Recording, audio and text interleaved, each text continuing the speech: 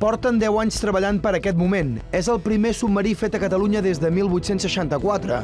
Es diu Ictineu 3 i ja ha batut diversos rècords. El primer, arribar a 1.200 metres de profunditat. Cap altra empresa privada al món ho ha aconseguit. Els centres oceanogràfics japonesos, francesos, nord-americans i alguns altres, alemanys, han vingut a veure l'Ictineu 3 abans que estigués acabat o quan ja estava acabat. Són les persones que han participat en la campanya de micromecenatge per finançar part del projecte, que ha costat 2,5 milions d'euros. Tot s'ha dissenyat i fabricat a Catalunya.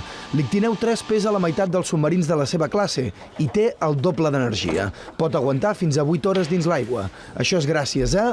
Les bateries d'ioliti de l'Ictineu 3 són unes bateries submarines tolerants a pressió, que són les primeres que hi ha al mercat certificades per aquest tipus de vehicles. Destaca també el sistema electrònic, únic al món. De moment estan venent rèpliques de les peces i sistemes del submarí i estan pendents de passar l'última certificació per començar les campanyes científiques a finals d'any. Hem fet dir en alguns experts internacionals que nosaltres representem una nova generació de tecnologia submarina, que hi haurà un abans i un després del disseny de l'Ictineu 3 a l'hora de dissenyar els nous submarins al món. D'aquí uns mesos aquí hi aniran científics de tot el món que intentaran descobrir noves espècies, nous recursos energètics.